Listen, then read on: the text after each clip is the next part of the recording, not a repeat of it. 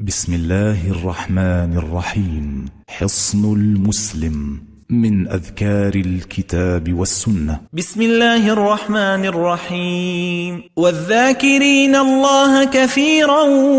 والذاكرات أعد الله لهم مغفرة وأجرا عظيما. وقال صلى الله عليه وسلم: مثل الذي يذكر ربه والذي لا يذكر ربه مثل الحي والميت. أعوذ بالله من الشيطان الرجيم. بسم الله الرحمن الرحيم. الحمد لله رب العالمين الذي له الحمد في الأولى والآخرة، له الحمد كما ينبغي لجلال وجهه وعظيم سلطانه. له الحمد هو الأول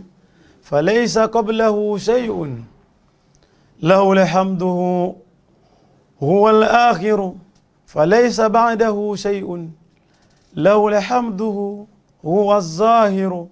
فليس فوقه شيء، له الحمد هو الباطن فليس دونه شيء. على العرش استوى، له ما في السماوات وما في الأرض وما تحت ثرى. معاشر المسلمين والمسلمات والمؤمنين والمؤمنات، السلام عليكم ورحمة الله وبركاته. ọpẹ́ ni fún Ọlọ́run ọba wa, adúpẹ́ lọ́dọ̀ Ọlọ́run, adúpẹ́ lọ́dọ̀ Ọlọ́run ọba ṣáájú tí kìíní kan ṣáájú ẹ̀, ọba tí ń bẹ ṣáájú máa bẹ, ọba tí ń bẹ ṣáájú bẹbẹ, ọba tí ń bẹ ṣáájú kíkíní kan ó tó máa bẹ, bíbẹ Ọlọ́run ṣáájú. Ọlọ́run ló wà ní bíbẹ̀ gbogbo àwọn nǹkan tí ń bẹ, òun náà ló tún ní má bẹ̀ wọn mọ́ lọ́la. Jama àtàwọ̀ èèyàn, àlìjànú, màláíkà, ayé tá ń bẹnu rẹ̀. Jama ọba náà la dúpẹ́ fún, ọba tó gún wà sórí àgàlẹ̀ àràṣí rẹ̀. Allah, Ọlọ́run náà ó lẹ́ni mo ṣe lóore tí ó dúpẹ́ fún mi, tí ń dúpẹ́ fún nǹkan míì ń bọ̀ wá jẹ ìyà. Ọlọ́run má ṣe tèmi níyà. bẹ́ẹ̀dá bá tẹ̀ dúpẹ́ orí jàmá, ọ ń fẹ́ àlékún lọ́dọ̀ Ọlọ́run ni. A dúpẹ́ lọ́dọ̀ Ọlọ́run ọba tó tún kà wá yẹ, tó tún kà wá kún alààyè ní dédé àsìkò tá a wà yìí. Tá bá bojú wẹ̀yìn á rí pé ọ̀pọ̀lọpọ̀ òjò náà ló ti rọ̀ tílẹ̀ ti fàmú jàmá. Mo dúpẹ́ tèmi o,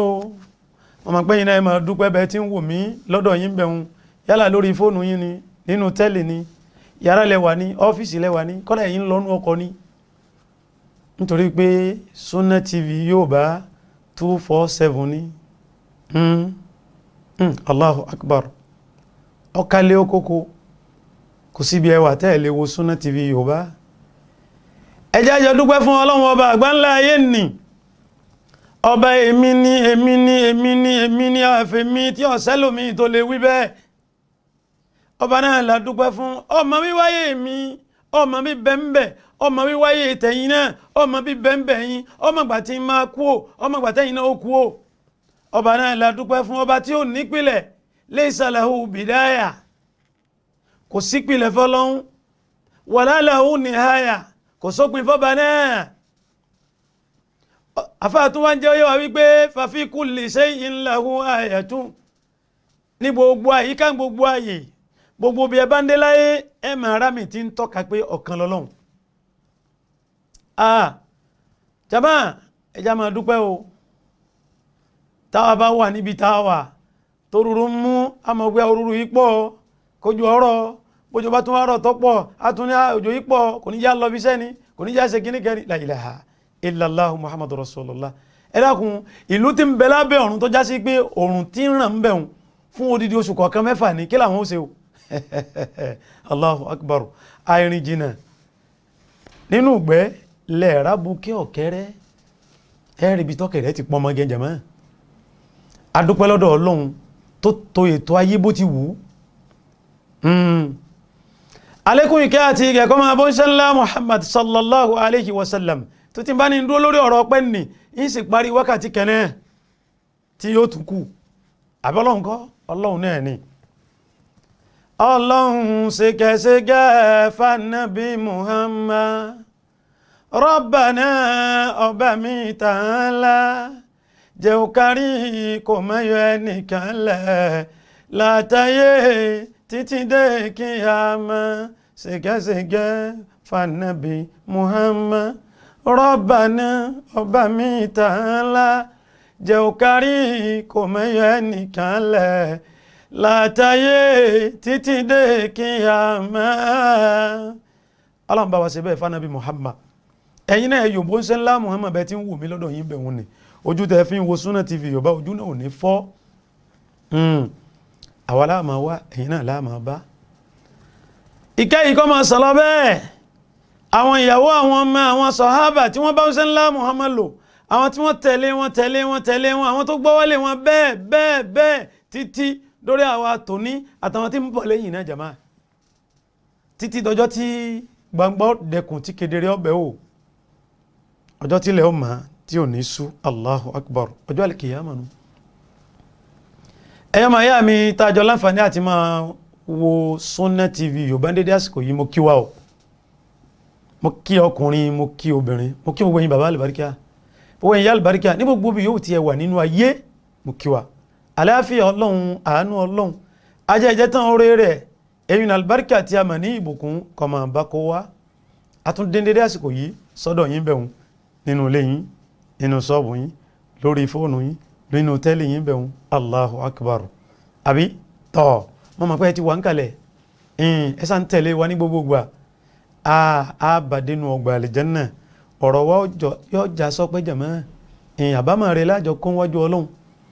Tọ́ ojúlẹ̀ṣẹ́ wa Sunna TV Yorùbá ọlọ́mọdé òjóná mọ́jọ jájọ rẹ̀yìn gbogbo díẹ̀ ọlọ́mbà nàró ẹ̀yin ọlọ́wọ́ bọ́tìnì mọ́ kẹ́yìn náà o àkàndò ní mú yín lọ́wọ́ o wọn ò hé sàdúrà fẹ́yìn náà torí pé ẹ̀yin lẹ́ ń jẹ́ káwọn ará ilé orí nǹkan wò ẹ̀yin lẹ́ ń jẹ́ wọn orí nǹkan gbọ́ ilé àtọ̀nà yín ò ní dàrú àlọ́ àbọ̀ yín ọmọ dáa àjọ bá bí ó ti lérè ní ìwájú Ọlọ́run. Ẹ̀yin náà máa mọ̀ pé Ọlọ́run lọ́ba ẹ̀san. Gbogbo ẹ̀yin àlùfáà wa gbogbo ẹ̀yin bàbá àlùbáríkà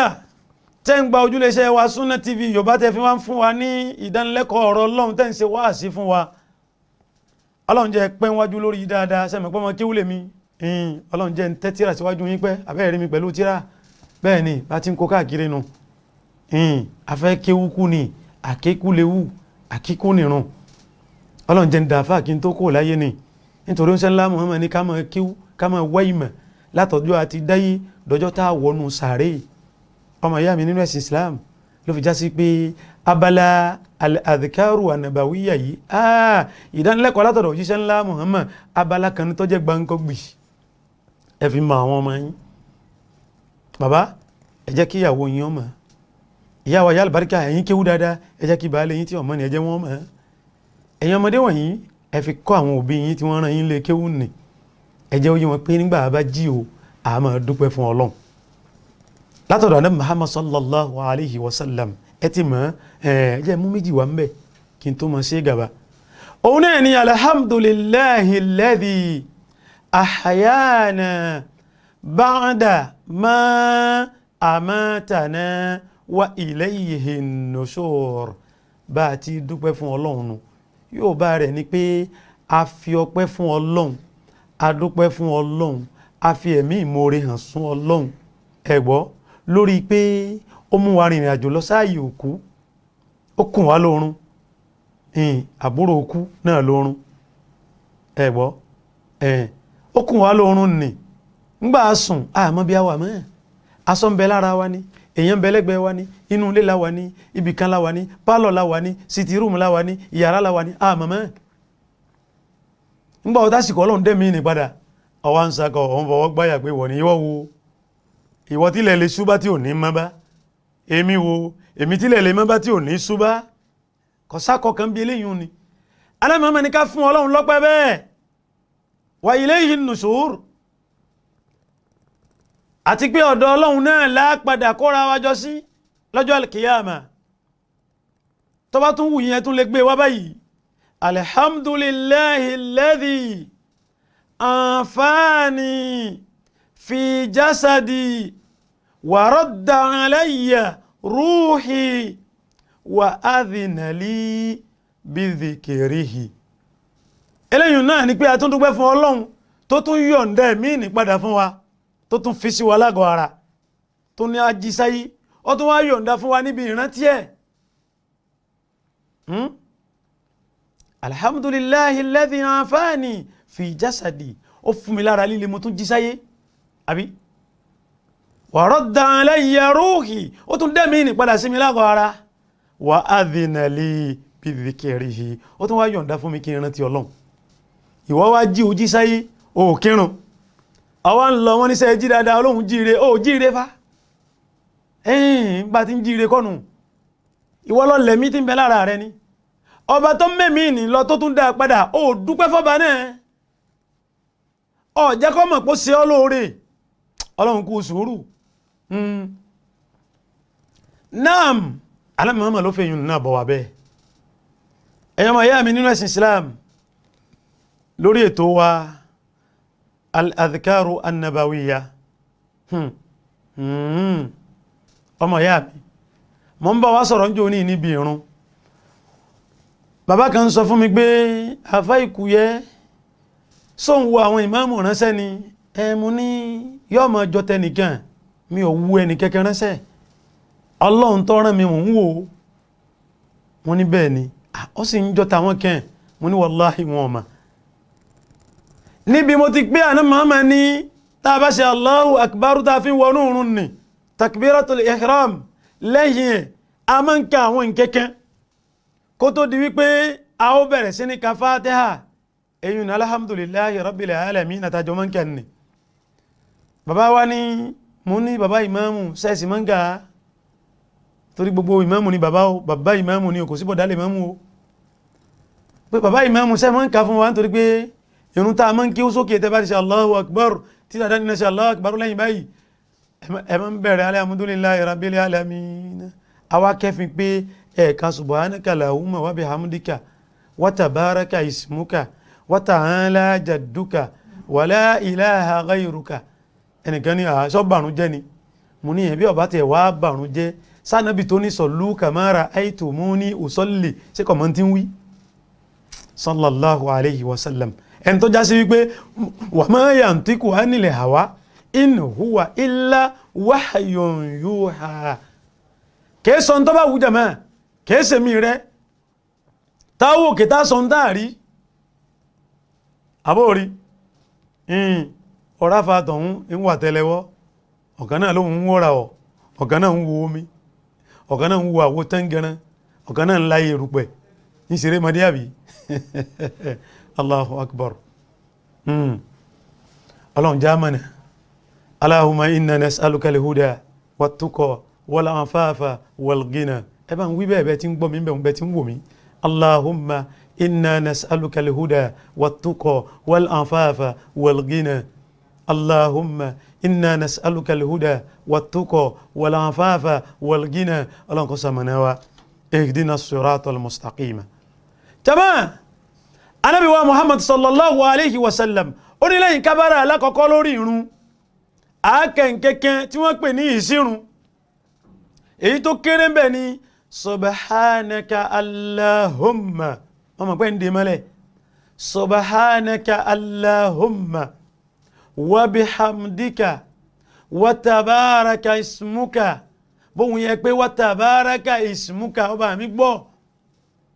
àwọn tàn kéwú lọ́wọ́ àwá wí báhun àwọn tí kéwú wọ́n ti lọ jìnà tààrà wọ́n ni wa tabaraka ismuka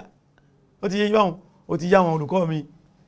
ṣùgbẹ́ mi wa tabaraka ismuka wa ta'ala jadduka ẹ má pè ní janduka mo pàdé àwọn kan bẹ́ẹ̀ wọ́n ní janduka mo ní jandukọ́ jadduka jadduka jadduka jadduka ẹ má ràn mú mẹ́ ẹ má sọ jàndú kọ́kọ́ kò sí jàndú jadduka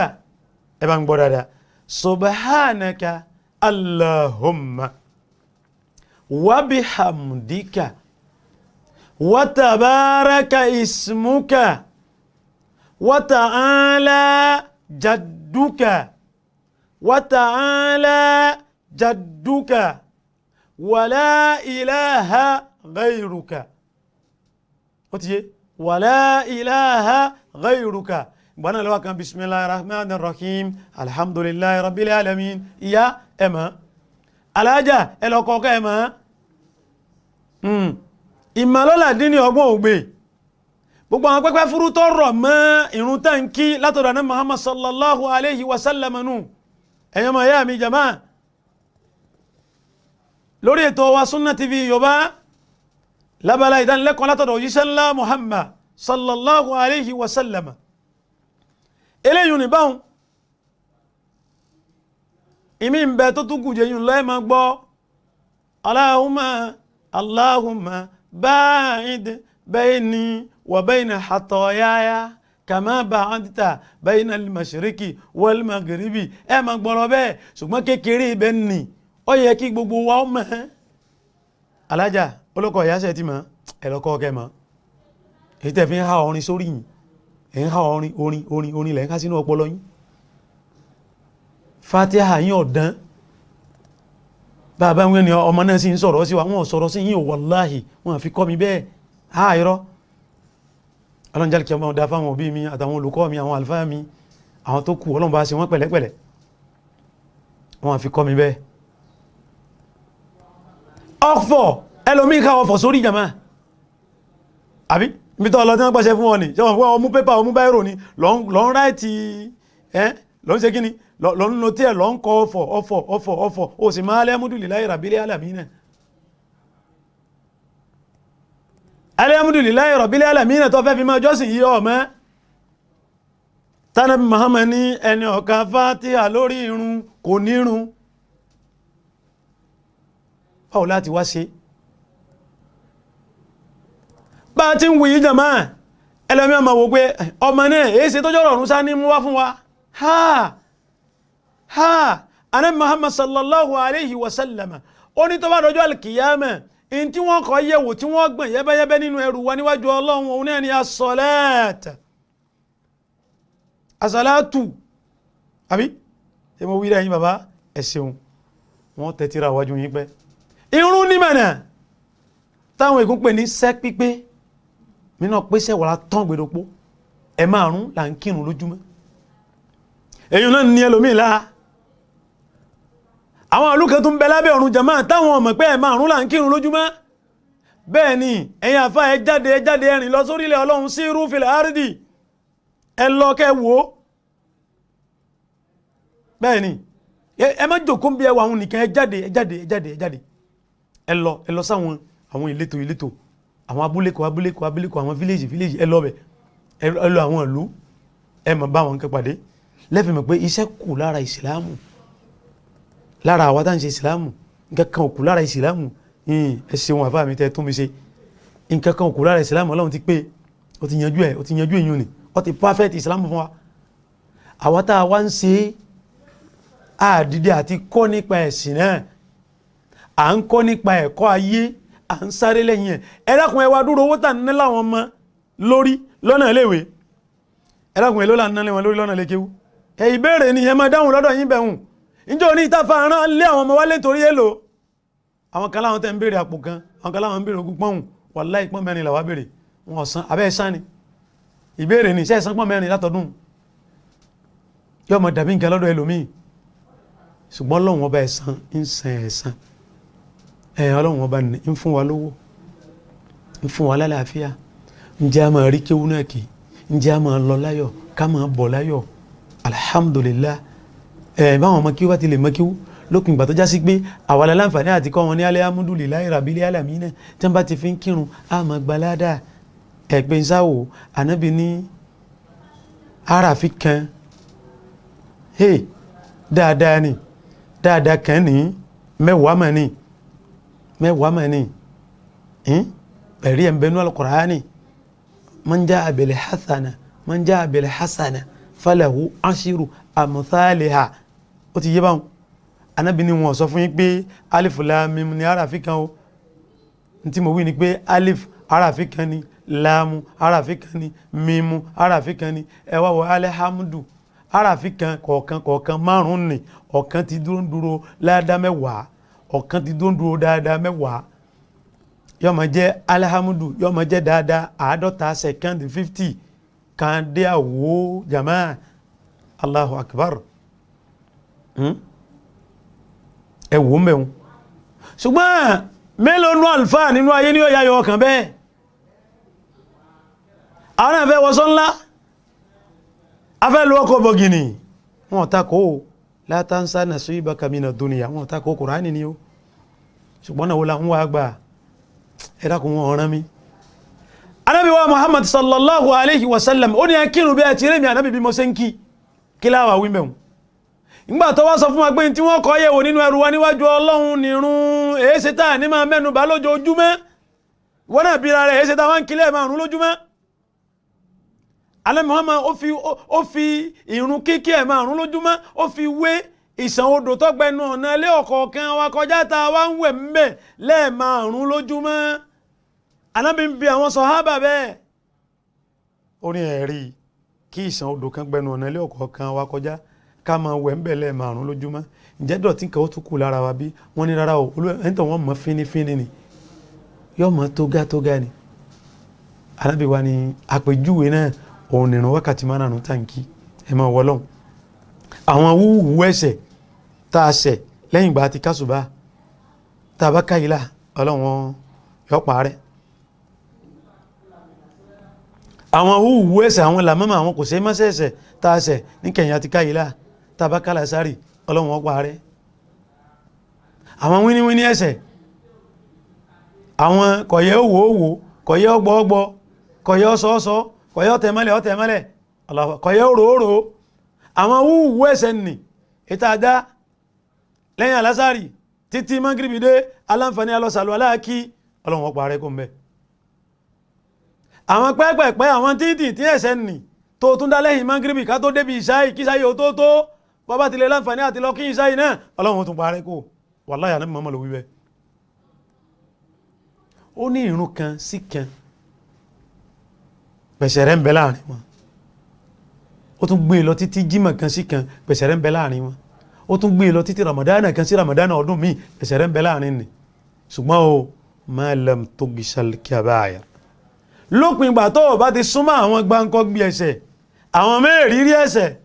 àwọn ẹ̀ṣẹ̀ tí ń gbé ẹ̀ṣẹ̀ mi àwọn ẹ̀rìmọ̀ ẹ̀ṣẹ̀ àwọn mọ̀fìyàn gbé ẹ̀ṣẹ̀ àwọn gbáǹkọ́gbí ẹ̀ṣẹ̀ eléyìí ni àwọn ní ìdí májẹ̀mú mẹ́ta náà kò tó rà foríjì Ọlọ́run àwọn àfáà wọ́n ti sọ fún wa lórí ètò yìí Ọlọ́run bá ṣe dáadáa fáwọn àfáà wa ẹ̀yin àlùfáà ojú ẹ fi ń wo tíra ò ní fọ́ o ahọ́n náà ò ní lọ́ o ọpọlọ tẹ́ ń dé sí tẹ́ fi ń wí fún wa ní gbogbogbò ọpọlọ náà ò ní dorí kodò ìmọ̀ yín ò ní jọba bó ti wù kọ́ pọ̀ tó tàwọn ọmọ tí náà yóò ju tiyín lọ àtẹ̀yìn tẹ́ bá wa ṣe ámínà fáwọn àlùfáà wa bẹ́ẹ̀ tí ń wò mí tẹ́ ń gbọ́ mí bẹ̀rùn Ọlọ́run ó yí àwọn ọmọ tiyín náà fẹ́ sí yóò yí àwọn ọmọ tèmi náà fẹ́ sí ọba tó fi wá kí àwọn òbí wa yóò fa àwọn ọmọ tiwa náà kẹwa láìpẹ́ méjì Ọlọ́run Ànábì wa Muhammad sallallahu alaihi wasallama ó ní ìrun kan sí kan pẹ̀sẹ̀rẹ́ ń bẹ láàrin ni ó ti yé ṣùgbọ́n kèése àwọn gbáǹkọ́gbí ẹ̀ṣẹ̀ ètò aburú ń bẹ ní kó wá orogún pẹ̀lú Ọlọ́run abọ́ ṣẹ̀yẹ́sẹ̀ bàbá rẹ̀ kódà kí wọ́n má jẹ́ mùsùlùmí wàláhì bọ́ bá ṣẹ̀ wọ́n tí wọ́n bínú Ọlọ́run bínú ni o tí ìsì pé wọ́n pè ọ́ ṣẹbọ torí káyẹn fẹ́ lòmí oró olé òbí mi ń pọmọ rẹ̀ sí nìsí eégún lé òbí mi ń pọmọ rẹ̀ sí nìsí Ọlọ́run ṣépè èpè ní ò ní ṣiṣẹ́ o kò ní ṣiṣẹ́ rárá kò ní ṣiṣẹ́ má fẹnu síré má lòun náà dànù lásán Ọlọ́run ti sọ fún wa ní Kùránì wa in jahadaka ala an tushrika bi ma laysa laka bihi ilmun fala tuti'uhuma Ọlọ́run wa ní wa sahibuhuma fi dunya ma'rufa wattabi' sabila man anaba ilayya ọmọ ìyá mi nínú ẹ̀sìn Islam ọlọ́run ní ẹbọ ni ká má ṣe gbogbo ohun tó bí bá pa wá láṣẹ rẹ̀ tí wọ́n fòrò wá sí díẹ̀ tí wọ́n ń fẹ́ lọ́dọ̀ wa ká ṣe fún wọn á ṣe fún wọn ẹbọ ni wọn ò ní pè wá sí òtún ni wá kọ̀ọ̀kọ́ lágídí ó fi ẹ̀kọ́ bá wọn sọ̀rọ̀ kul lahuma qawlan karima ọ̀rọ̀ alápẹ̀lẹ̀ la máa bá wọn sọ ọmọ ìyá mi nínú ẹ̀sìn Islam orí ètò adhkaru nabawiyya la wà ìdánilẹ́kọ̀ọ́ látọ̀dọ̀ òjíṣẹ́ ńlá Muhammad sallallahu alayhi wa sallam mo ní Ànábì wa Muhammad sallallahu alayhi wa sallam ìmọ̀ nǹkan àwọn kékeré kó tó ka Fatiha lórí irun èyí tó kéré bẹ̀ ni mo mú wáhùn ó ti yé wa subhanaka allahumma wa bihamdika wa tabaraka ismuka wa ta'ala jadduka wa la ilaha ghayruka ẹ jẹ́ kí alọ́mà bákan náà ọmọ ìyá mi nínú ẹ̀sìn Islam tí a bá rùkú lórí irun sẹ́mọ̀kọ́ a máa ń wí nǹkan bẹ̀rún èyí ṣe tí irun ti yá báyìí tí kò dàbí pé ẹ wí nǹkan ní rùkú kí ló dé ibòlẹ̀ ń kánjú lọ rí náà tẹ́ ẹ̀rọ́kọ̀ ẹ wo àwọn àdìkárù tánàbí tó lẹ̀ fún wa lẹ́yìn irun wallahi ẹlòmíì assalamu alaikum wa rahmatullahi assalamu alaikum wa rahmatullahi ń jáde inú mọ́sálásí lẹ́ẹ̀kan náà ni èyí ọ̀dá ẹ fara balẹ̀ ẹ béèrè ń tẹ́ fẹ́ lọ́dọ̀ Ọlọ́run ní fa iza faragita fansab wa ila rabbika farghab ẹ gbọ́ bẹ bá kírun bù ṣe ẹ ṣojú kòkòrò ẹ béèrè nǹkan lọ́dọ̀ Ọlọ́run ọmọ ìyá mi nínú ẹ̀sìn Islam àwọn àdìkárù kan tí mo mú wá ń jò ní lórí pé inú àwọn ọkọ̀ Ọlọ́run tó tóbi ń bẹ jẹ́ mú wá kí n tó rẹ̀ ń gbẹ òun náà ni Allahumma inni as'aluka bi anni ashhadu annaka anta Allahu la ilaha illa anta al-ahadu as-samadu alladhi lam yalid wa lam yulad wa lam yakun lahu kufuwan ahadun ẹ̀yin náà fi máa bẹ́lọ́n alámọ̀ọ́mọ́ ní inú àwọn kọlọ́n tó tóbi ọ farasí síbẹ̀ wọn ẹ fi máa ṣàdúrà ẹ fi máa bẹ́lọ́n ọlọ́run fi gbogbo àṣẹ kòǹgẹ́ gbígbàdúrà la hawla wala quwwata illa billahi al-aliyyil azim ìrántí ọlọ́run náà ni ẹjẹ́ ní ìyá bàbá ìrántí ọlọ́run náà ni ẹjẹ́ ní àǹtí bùrọ̀dá wa ìrántí ọlọ́run náà ni ẹjẹ́ ní ìmáàmù àti jàmá ìrántí ọlọ́run náà ni ẹjẹ́ ní bá lówó bá ní ká ṣe sùúrù bá bímọ bá òbí ká ṣe sùúrù bá kọ́lé bá kọ́ ká ṣe sùúrù ìrántí ọlọ́run náà ni ẹjẹ́ ní. Assalamu alaikum warahmatullahi wabarakatuh. Ìkànnì tẹ́ ń wò yìí náà ní ìkànnì Sunna TV níbi tí àwọn onímọ̀ ti ń tẹ̀ ìmọ́lẹ̀ sórí ẹ̀sìn Islam látọ̀rọ̀ Sunna TV ìmọ́lẹ̀ nínú sunna nabi Muhammad sallallahu alayhi wa sallam ní gbogbo ìgbà ní kẹ́ ẹ máa wò wá tí ẹ̀sùn máa rí ẹ̀kọ́ ìsìnkọ́ lórí ìkànnì yìí náà ni o òun ló múlẹ̀ rẹ̀kẹ̀tẹ̀ yàtọ̀ yìí gbogbo mùsùlùmí lọ́kùnrin àti lóbìnrin ẹ jẹ́ ká máa wo Sunna TV ẹ jẹ́ àwọn ọmọ wa náà máa wo Sunna TV kí wọ́n lè bá ní ìmọ̀ tó péye nípa sunna ìkànnì tó ń tàn mọ́lẹ̀ sínú ẹ̀sìn ni Sunna TV Yorùbá ẹ máa wò wá ní gbogbo ìgbà kẹ́sì máa kọ́ ẹ̀kọ́ tó péye nípa sunna. ìrántí ọlọ́run náà ni ẹjẹ́ ní ìyá bàbá ìrántí ọlọ́run náà ni ẹjẹ́ ní àlùfáà tọmọ kéwú ìrántí ọlọ́run náà ni ẹjẹ́ ní ìmáàmù àti ìlàdání ìrántí ọlọ́run náà ni ẹjẹ́ ní alhaji alhaja ìrántí ọlọ́run náà ni ẹjẹ́ ní àǹtí bùrọ̀dá wa ìrántí ọlọ́run náà ni ẹjẹ́ ní bá a kọ́lé bá ò kọ́ ká ṣe sùúrù bá a bímọ bá ò bí ká ṣe sùúrù bá a láya bá ò ní bá a lọ́kọ bá ò ní ká ṣe sùúrù ìrántí ọlọ́run náà ni ẹjẹ́ ní wala dhikrullahi akbaru ìrántí ọlọ́run làgbà. ẹ káàbọ̀ padà sí abala ìdánilẹ́kọ̀ọ́ látọ̀dọ̀ òjíṣẹ́ ńlá Muhammad sallallahu alayhi wa sallam ètí mo mú wá kí n tó rẹ̀ ń gbẹ́lẹ̀ kan òun náà ni ètí mo wí pé anamọ́mọ́ ní inú àwọn ọkọ̀ ọlọ́run tó tóbi jùlọ bẹ́ẹ̀ tẹ́ ẹ bá gbàgbé ẹ káre láyé ẹ ṣeun òun náà ni Allahumma inni as'aluka bi anni ashhadu annaka anta Allahu la ilaha illa anta al-ahadu as-samadu alladhi lam yalid wa lam yulad wa lam yakun lahu kufuwan ahadun. ẹ fi máa ṣàdúrà lópin ìgbà tẹ́ ẹ̀ bá ti pa nǹkan ẹ̀mí mọ́lọ́n, tẹ́ ẹ̀ bá ti wá orogún pẹ̀lú ọlọ́run, tẹ́ èèyàn sínú àwọn tí wọ́n máa kúnrin ẹ̀sìn ò pé a máa sọ̀rọ̀ ó lé etí a máa ṣe wáyà ọ̀rọ̀ léwu ní ọgbà ọlẹ́njọ́ okú bá dé àbórí ọlọ́run Allahu akbar. ọlọ́run mọ́ sọ̀wánù lẹ́yìn ìmọ̀nà o, mọ́ sọ̀wánù lẹ́yìn ìmọ̀nà o, ẹ̀sìn pé kọ́ wọn mọ́ sọ̀rọ̀ ó lé alhamdulillahi rabbil alamin kọ̀mọ́ àtàyà lórí ìrun kọ̀mọ́ àbí kí ni wọ́n wí tá bá rùkú kọ̀mọ́ kí ni wọ́n wí tá bá forí kẹlẹ̀ èyí ṣe tẹ́ lọ wá ìmọ̀ nípa ẹ̀sìn jàmá owó tẹ́ ń ṣe ń ṣe bẹ́ẹ̀ kọ́ ń pa rẹ̀ ni iṣẹ́ yìí tẹ́ ń ṣe jẹun yẹn náà ṣe bẹ́ẹ̀ kọ́ ni jàmá ẹjá padà sẹ́yìn, ẹjá ṣe kí ni ká padà sẹ́yìn bá a ti ń wẹ òkú nínú Islam ọ̀pọ̀ wọn láàmọ́ àmọ́ tó kú bá kú tó yà júlẹ̀ báyìí ta bá débẹ̀ ta fẹ́ fi ọwọ́ wa pá lójú dé báyìí kí láà ká látọ̀dọ̀ alẹ́ Muhammad kí láà ṣe ládùá ṣe gbogbo wa láàmọ́ ọ̀pọ̀ wa láàmọ́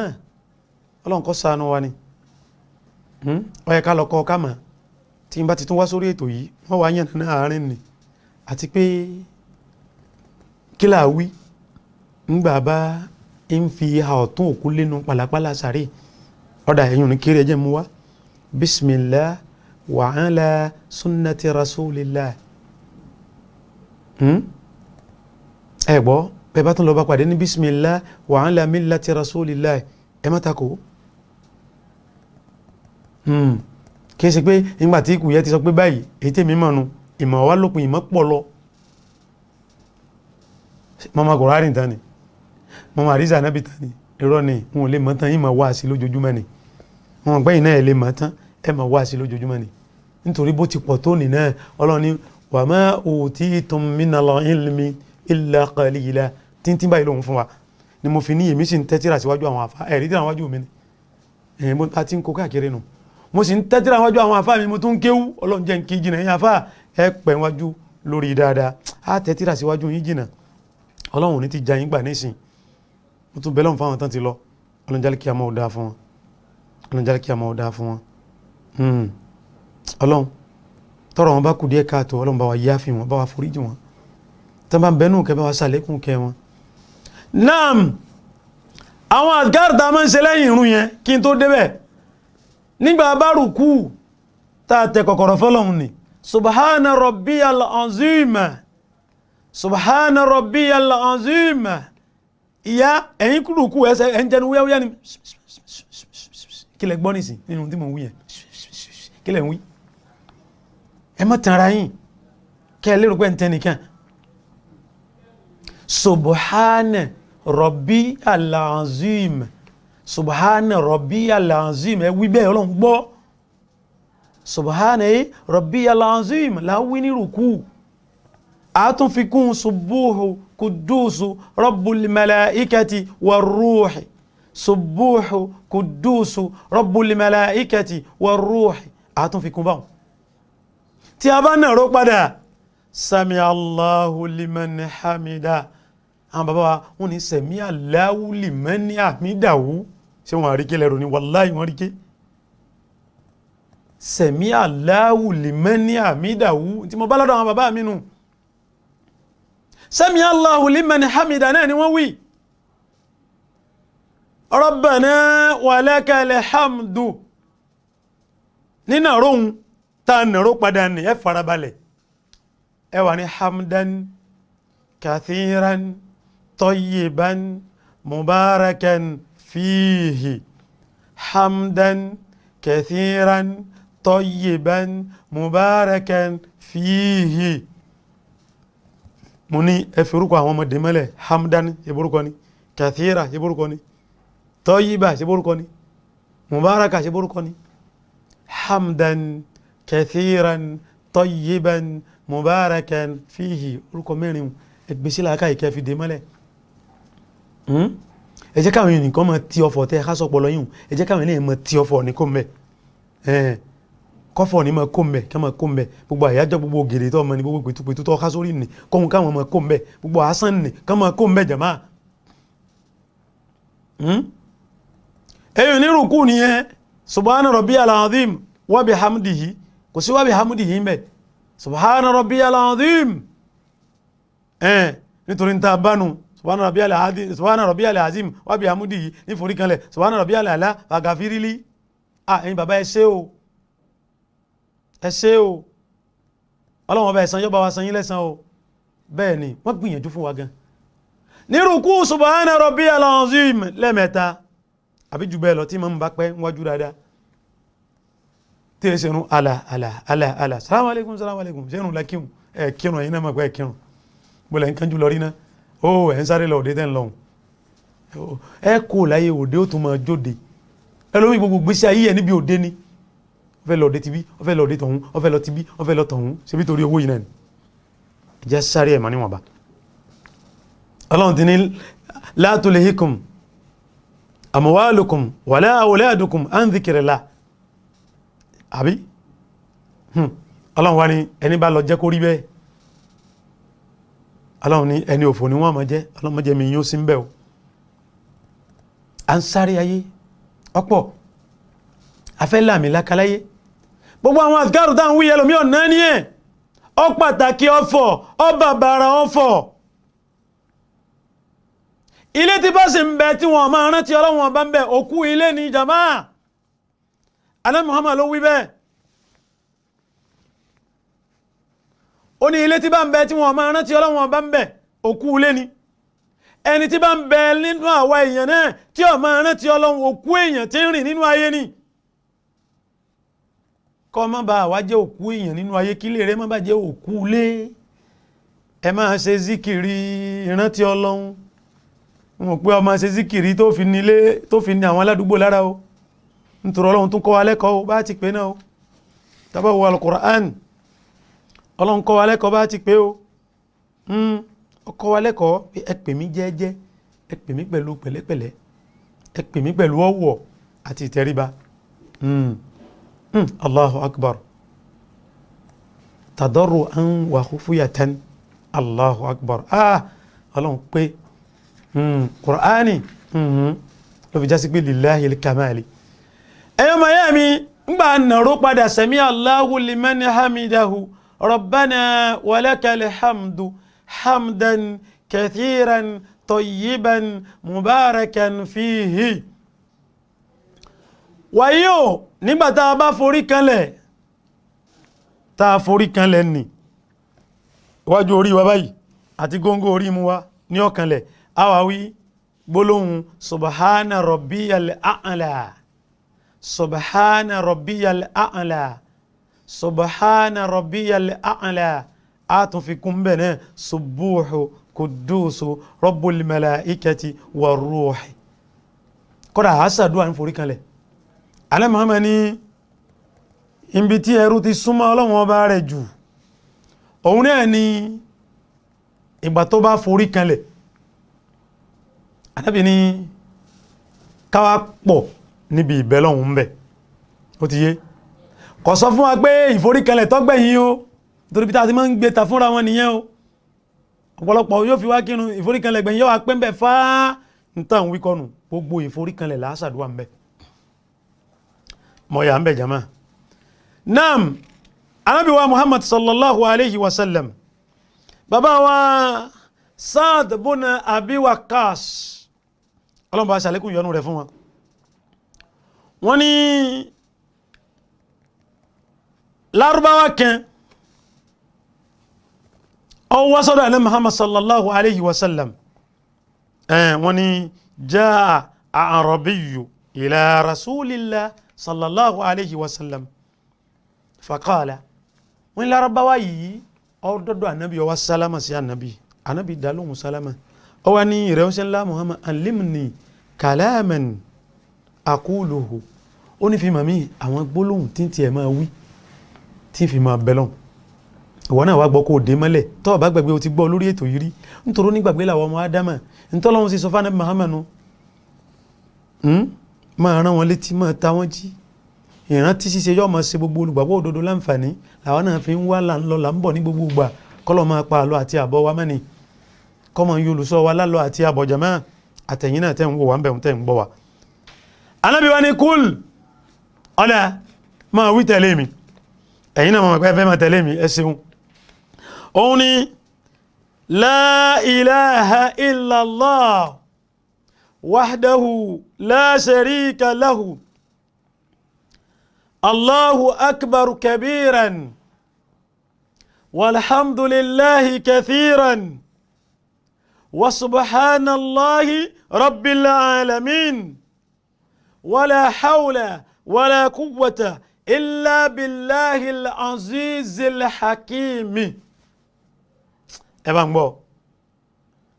lárúbáwá tó wá bá ní Muhammad yìí tó ní kọ́kọ́ òun kó fi mọ̀ òun àwọn gbólóhùn kan tó òun fi máa síbẹ̀ lọ́hùn báwa náà ti mọ́ ń bèèrè wa ní sáwà náà wá nígbàgbọ́ bí lárúbáwá ní ti ní yóò tiẹ̀ ní tó ẹjọ́ wa náà súnmọ́ wọn díẹ̀ nítorí tẹ́ bá fẹ́ lẹ́nkan ní la ilaha illallah wahdahu la sharika lahu lahul mulku wa lahul hamdu wa huwa ala kulli shay'in qadir pé Ànábì ní ẹ máa ka ọgọ́rùn láàárọ̀ ẹ kà bẹ́ẹ̀ lásàlẹ̀ náà yóò ní ọ la ilaha illallah gbogbo èèyàn lọ́mọ́ la ilaha illallah tí wọ́n ní tẹ́ ẹ bá gbé balance scale kalẹ̀ ìwọ̀n tẹ́ ẹ wá kó gbogbo tí ń bẹnu ayé àtayé gan ẹ̀kọ́ sí ojú kan kí wá gbé la ilaha illallah kẹ́ gbé sójú kejì wọ́n ní yọ́ tẹ̀ wọ́n gbogbo tí ń bẹ ń bí tẹ́ kó sí láyé wọn yóò sì fúyẹ́ lọ́dọ̀ la ilaha illallah ọ̀nà wá fún wọn lóní la ilaha illallah tí gbogbo ayé mọ̀ tí gbogbo èèyàn mọ̀ ọ̀ nígbàgbọ́ ń bẹ̀ ni. jama lárúbáwá yìí ọba bíi ẹni Muhammad bẹ́ẹ̀ Ànábì wa ní kúl máa wí tẹ̀lé mi la ilaha illallah ẹ̀yin náà máa tẹ̀lé mi bẹ̀ hùn la ilaha illallah wahdahu la sharika lahu Allahu akbar kabira walhamdulillahi kathira wa subhanallahi rabbil alamin wala hawla wala quwwata illa billahil azizil hakimi. ìgbà àná Muhammad ń wí tí lárúbáwá yìí ń tẹ̀lé àwọn adélẹ̀ faqal lárúbáwá dáhùn báyìí pé fahawulahi li rabbi sàpé mo sọ fún mi pé mo sì ń tẹ́tẹ́rà síwájú àwọn àfáà mi ní mo ṣe ń wò nù tí a ó ní fahawulahi li rabbi ó ní akramakallah bí wọ́n ti fi kọ́ wa ní pé ó ń ṣe ńlá Muhammad gbogbo tí ẹni tẹ́ ń wí tí mo tẹ̀lé yìí fahawulahi li rabbi ọlọ́run ọba mi lónìí gbogbo ẹ̀ famali tèmi dà ń bẹ́ẹ̀ Ànábì ní ọ̀kàrẹ̀ láyé ọ̀dà bọ́ bá ti wí gbólóhùn nìbùsẹ̀ o wá fi kún báyìí pé Allahumma ghfirli warhamni wahdini warzuqni Allahumma ghfirli warhamni wahdini warzuqni gbólóhùn mẹ́rin ni fi kún ẹjẹ́ tó farabalẹ̀ wí kájọ gbọ́ dáadáa. bàbá wa Sa'd bin Abi Waqqas àwọn náà gba ọ̀rọ̀ náà wá o lárúbáwá kan wá bá ní Muhammad ó sálámà sánàbí ó kí ànábì dalóhùn ó ní rẹ̀ ànábì alimni kalaman aquluhu fi mami àwọn gbólóhùn kan tí ma jẹ lẹ́nu tèmi náà fi ma bẹ́lọ́n qal ànábì wá dalóhùn pé kúl máa wí tẹ̀lé mi la ilaha illallahu wahdahu la sharika lahu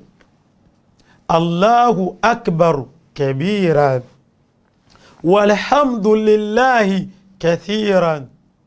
wa subhanallahi rabbil alamin wala hawla wala quwwata illa billahil azizil hakimi illa billahil azizil hakimi. ẹ ṣeun lárúbáwá ni wá ní fahawulahi li rabbi gbogbo eléyìí tí a ní wí yóò ṣe ńlá Muhammad ọlọ́mọba mi lónìí famali tèmi dà ń bẹ́ẹ̀ anábì ní ọ̀kárẹ̀ láyé bọ́ bá ti wá wí délẹ̀ báhùn wá wí ìfikún kúl wí gbólóhùn ìfikún gbólóhùn mẹ́rin tí ń bọ̀ yìí Allahumma ghfirli warhamni wahdini warzuqni ẹgbọ́lẹ̀ kan sí Allahumma ghfirli warhamni wahdini warzuqni ẹ̀dẹ̀mọ́lẹ̀ kẹ́yìn náà fi máa bẹ̀lọ́n wá rí níbi mo ti lọ lókè lọ́hun níbi ìrun tá bá gbórí kò ń forí kanlẹ̀ tá jòkó kó tó digbá forí kanlẹ̀ lẹ́ẹ̀kejì kí là wí ní jòkó ní ẹlòmí ń kírun àdá ìjòkó tí ń bẹ láàrin ìforí kanlẹ̀ méjèèjì ni àdámọ̀ níbi ìrun tí ń kí ẹ dákun olóko àfáà kí ní kan yín lójú olóko alájí olóko alájà ìbòlẹ̀ ń kánjú lọ rí náà tẹ́ fi ń sáré lórí ìrun báhùn kódà iwájú ọlọ́run tó láyé tọ́lọ́run tọ́lẹ̀mí yín tọ́lẹ̀mí mi lẹ́wà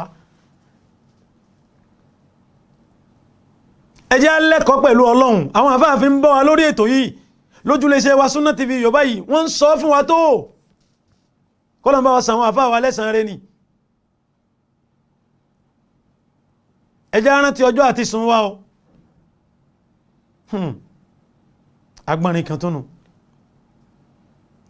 bí mo rántí ọjọ́ àyà ajá mi bí mo rántí ikú ẹrù àbá mi àní bí mo rántí ọjọ́ àyà ajá mi wàláhì bí mo rántí ikú ẹrù àbá mi lọ́jọ́ tí ó ké mi nìkan nínú sáré mi lọ́jọ́ tí ó ké mi nìkan nínú sáré mi bí mo rántí ọjọ́ àyà ajá mi ọjọ́ tí ń dàbẹ̀ gbé tí wọ́n gbé mi pẹ̀lẹ́pẹ̀lẹ́ lọ́wọ́ nù sáré kí ni mo fẹ́ máa bá pàdé nù sáré tí kú bá dé ní ìsìn kí mo ti ṣe tí mo fẹ́ lọ bá pàdé nítorí wọ́n fi bọ́ wa pé kọ̀rí inú lífàtà fìlẹ̀kọ́bùrì máa ká nàyà fún wọn tí ó máa jẹ́ alábàápàdé èèyàn nínú sáré náà ni tó bá ṣe láyé ẹrú ẹlẹ́ṣẹ̀ ni mí ẹ̀ṣẹ̀ mi pọ̀ fa kọ́lọ́hun yáàfì mi ni kó forí jì mi kó bá ń forí jẹ̀yìn náà àwọn pẹ́pẹ́ fúrú tí ń bẹ́nu Islam kí ló dé tàà mọ́ kí ló dé tàà fàyè lẹ̀ fún jàmáà ńgbà àgbà gbórí kò ń forí kanlẹ̀ níta jòkó kó tó di pé á lọ forí kanlẹ̀ lẹ́ẹ̀kejì á ní Rabbi gifirili warhamni ọ̀pọ̀ jù bẹ́ẹ̀ lọ ṣùgbọ́n kò lè burú ká mọ́mọ́ méjì yẹn Rabbi gifirili warhamni ẹlọ́mọ́ Allah tọ́ ẹ̀rọ àwọn àdìkárù ta máa ń ṣe tá a bá sálámà lórí ìrun yẹn wàláhì báwọn afá ti tó fún wa yẹn sẹ́mi pé látọ̀dọ̀ ní Muhammad ẹ jẹ́ mú kàwákẹ́ wò bàbá wa Abdullahi ibn Zubair ọlọ́mọba sàlékún ìyọnu bàbá àtọmọ radiyallahu ta'ala anihuma ọlọ́mọba yọnu sáwọn méjèèjì bàbá yìí jẹ́ nìkan tó já sí wípé ní gbogbo ìgbà tó bá sálámà lórí ìrun kọ̀ọ̀kan gbogbo àwọn ọ̀rọ̀ yẹn táǹkì ni yálà àsùbá ni àhílà ni alásàrì ni magribi ni ìṣáì ni tó bá ti sálámà báyìí a máa pé la ilaha illallah wahdahu la sharika lahu lahul mulku wa lahul hamdu wa huwa ala kulli shay'in qadir la hawla wa la quwwata illa billah la ilaha illallah wa la na'budu illa iyyahu lahu an-ni'matu wa lahu al-fadlu wa lahu ath-thana'u al-hasanu la ilaha illallah mukhlisina lahu ad-din wa law kariha al-kafirun Ibn Zubair ní Ànábì Muhammad ní máa ń ṣe bẹ́ẹ̀ ní gbogbo tó bá sálámà ó ní máa ṣe bẹ́ẹ̀ ó ní Ànábì Muhammad yuhallilu bihinna dubura kulli salatin ní gbogbo Ànábì bá ti sálámà lórí ìrun ní tóun kà yẹn Ànábì máa ń kà ẹ wo àwọn àlùfáà wọn wá tó fún wa bẹ́ẹ̀ bẹ̀rẹ̀ láti bí astaghfirullah yẹn náà látọ̀dọ̀ Ànábì Muhammad náà ni o bẹ́ẹ̀ ni tàbá wo ẹgbà wọ́ọ̀rọ̀ látọ̀dọ̀ Thawban ọlọ́mbà wa yọ́nú sí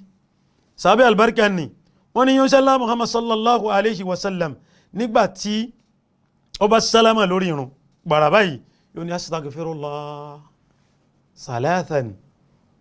astaghfirullah astaghfirullah astaghfirullah lẹ́yìn náà yóò tún ní allahumma anta salam wa minka salam tabarakta ya zal jalali wal ikram. ló fi já sí pé ibẹ̀ làwọn afá ti gbé wá fún wa tá a bá sálámà lórí irun ká bẹ̀rẹ̀ lórí istighfaru ni tá a mọ̀ ní astaghfirullah. Ànábì wa Muhammad sallallahu alayhi wa sallam òun ló fi mọ̀ wá bẹ́ẹ̀. Bákan náà bàbá wa Mughira ọlọ́run bá wa sàlékún yọ́nú rẹ̀ fáwọn náà wọ́n ní dájú ìṣẹ́lá Muhammad sallallahu alayhi wa sallam tó bá bù ṣe níbi ìrun tó sálámà báyìí Ànábì a máa pé la ilaha illallah wahdahu la sharika lahu lahul mulku wa lahul hamdu wa huwa ala kulli shay'in qadir. اللهم لا مانع لما أعطيت ولا معطي لما منعت ولا ينفع ذا الجد منك الجد. wọ́n ní mo ti fásitì jù mo yára àbí ẹ má bínú mo yára mo fẹ́ wí. naam ẹ̀gbọ́ wọn kọ́ wa ní kíní kan wọ́n ní pé ní ìṣáájú ahọ́n Allahu Akbar ó ti yá wọn àwọn àfáà wa ní jámíà lọ́hùn. Naam kí n farabalẹ̀ wí tàbá sálámà lórí irun bá ti máa ń bẹ̀rẹ̀ yẹn kìí ṣe látọ̀dọ̀ ti wa látọ̀dọ̀ ẹni Ọlọ́run fi sẹ́rán ni àwa kọ́ la rọ́ kalẹ̀ àná mọ̀ọ́mọ̀ lọ́lọ́run fi bọ́ bẹ́ẹ̀ ló ṣe kalẹ̀ ló wí kalẹ̀ ni wọ́n dé mọ́lẹ̀. astaghfirullah astaghfirullah astaghfirullah allahumma anta salam ومنك السلام تباركت يا ذا الجلال والإكرام لا إله إلا الله وحده لا شريك له له الملك وله الحمد وهو على كل شيء قدير. إذا صحابي البركة أني أبو مغيرة إتام أكبوا ونبوا السلام لوري نكوكا إنه تنبي توما فيكم òun náà ni la ilaha illallah wahdahu la sharika lahu lahul mulku wa lahul hamdu wa huwa ala kulli shay'in qadir. Allahumma la mani'a kìí ṣe la mani'a la mani'a ó ti yẹn la mani'a ẹ̀yìn olóyìnbó an la mani'a lima a'tayta kìí ṣe limani wọ́n máa ń gbọ́ táwọn ẹ̀rọ lómi máa ń kábàáhùn kò rí bẹ́ẹ̀ o. naam la mani'a lima a'tayta wala mu'tiya ibẹ̀ ni ìyá wà nísìn wala mu'tiya lima mana'ta wala yanfa'u zalijaddi minka lijaddu ẹlòmí zalijaddi minka lijaddi ní mọ́wí báhùn wala yanfa'u zalijaddi minka lijaddu ó ti yé. Allahumma la mani'a lima a'tayta wala mu'tiya lima mana'ta wala yanfa'u zalijaddi minka lijaddu. ẹ jẹ́ gbìyànjú kí a mọ̀. bákan náà ẹ̀rí subhanallah alhamdulillah Allahu akbar yẹn wọn àwọn àfá ọ̀rọ̀ o wallahi Ànábì Muhammad ni o àwọn àfá kọ́ ló rọ́ kalẹ̀ o nítorí kìí yẹ́ lómi ẹlòmí sálámà kò sí tó fẹ́ ṣe pẹ̀lú àdìgárì ó ti ń sáré kò ní mọ́sálásí lẹ́ẹ̀kan náà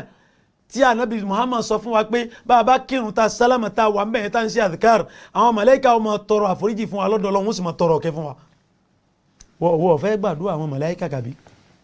wọ́n sáré lọ dé ayé tí ó padà tán. ẹ wo ọjọ́ náà ti lọ lónìí ṣùgbọ́n kí mẹ́yìí wá Ànábì Muhammad òun náà ló fi bọ́ wa subhanallahi 33 tá ń ṣe yẹn látọ̀dọ̀ Ànábì Muhammad ni alhamdulillah 33 33 tá ń ṣe yẹn látọ̀dọ̀ Ànábì Muhammad ni Allahu akbar 33 náà látọ̀dọ̀ Ànábì Muhammad ni ẹ tún lè bá pàdé bomi Allahu akbar yóò máa jẹ́ 34 ó ti yé látọ̀dọ̀ Ànábì Muhammad ni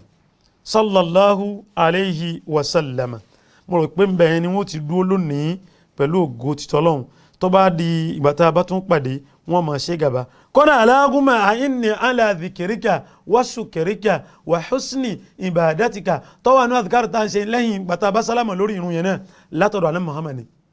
pẹ̀lú ògo Ọlọ́run pẹ̀lú pẹ̀lẹ́pẹ̀lẹ́ sẹ́mi pé mo sì ń kí lọ́dọ̀ àwọn àfáà mi ìmọ̀ mú wá lẹ́sẹẹsẹ ìmọ̀ mú ẹ̀rí ọ̀rọ̀ ànábì wá fi tì ń dì í kó o lè mọ̀ pàtàkì rẹ̀ nítorí ọ̀pọ̀lọpọ̀ kù tí ò tí ì mọ̀ pàtàkì rẹ̀ mo sì fẹ́ kọ́ ọlọ́mọ wípé Ọlọ́run ní wadhakirina Allaha kathiran wazakirati atọkùnrin àtobìnrin ni tí mò ń wí lọ́jẹ́ lógún lórí àwọn ọmọ wa náà Ọlọ́run má ṣe yìí láwìí má ṣe lágbọ́mọ fún ẹ̀yin náà èyí tá a wí lónìí Ọlọ́run jẹ́ ọ bọ́ sínú ọpọlọ náà kó jòkóó bẹ́ẹ̀ ká sì máa fi ṣiṣẹ́ sí ojú tẹ́ fi ń wò wá kò ní fọ́ o àwa náà ní tẹnugbó lọ ní àyín o àjíǹdara yọmọ jẹ́ fẹ́ni kọ̀ọ̀kan wá o orílẹ̀-èdè wa tá a wà yìí ọlọ́mọdé arógun o ibi tẹ́yìn náà wà ń bẹ̀ wọ́n ọlọ́mọdé arógun o ẹ̀yin tẹ́ ń bẹ lájò nígbà lẹ́tà abó lórí yín o ẹ̀yin náà nígbà lórí tiwa náà wọ́n bàbá àlùbáríkà tẹ́ ń bẹ nù létẹ́ ń wò wá tẹ́ ń fàdúrà ràn wá lọ́wọ́ gbọ́ ẹ̀yin àlùbáríkà mo kí yín o ọlọ́run jẹ́ pẹ́ lórí dáadáa ọlọ́run bá ṣe yín pẹ̀lẹ́pẹ̀lẹ́ ẹ̀ ní fọwọ́ yín gbé wa gbìn ní ṣáájú yín rọrùn ní tara yín kọsẹ̀ ní tara yín rìbínú ọlọ́run ní tá a máa ṣe tá a máa ti bẹ̀rí ọ̀nà ọlọ́run ní kọ́lọ́run jálẹ̀ máa ṣe ọlá ìpín méjì ọlọ́run mo bẹ́ lọ́run fáwọn ọlọ́wọ́ bọ́tìnì wa ń bí náà àkàndò ní mú yín lọ́wọ́ o iṣẹ́ ìṣẹ́yìn ọlọ́run fi àlùbáríkà sí ilé àtọ̀nà yín ò ní dàrú àlọ́ àbọ̀ máa dáa àwọn afáwa àgbà tí wọ́n ń tukọ̀ wá ń bí ọlọ́run bá kún yín ọlọ́run bá ṣe yín pẹ̀lẹ́ ọlọ́run jẹ́ kí gbogbo wa kájọ síra láyọ̀ ọlá ìpín méjì ọlọ́run Allahumma rabbana لا تؤاخذنا إن نسينا أو أخطأنا ربنا ولا تحمل علينا إصرا كما حملته على الذين من قبلنا ربنا ولا تحملنا ما لا طاقة لنا به واعف عنا واغفر لنا وارحمنا أنت مولانا فانصرنا على القوم الكافرين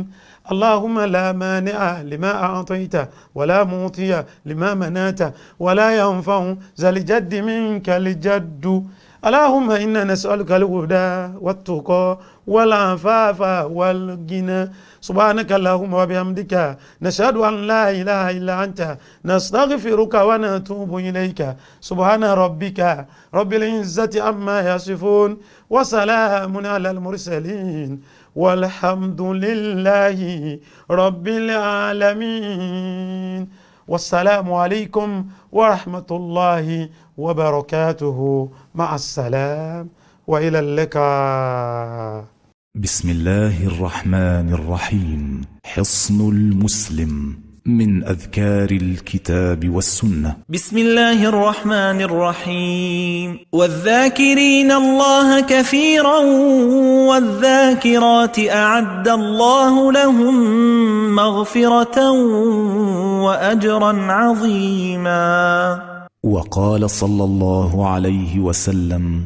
مثل الذي يذكر ربه والذي لا يذكر ربه مثل الحي والميت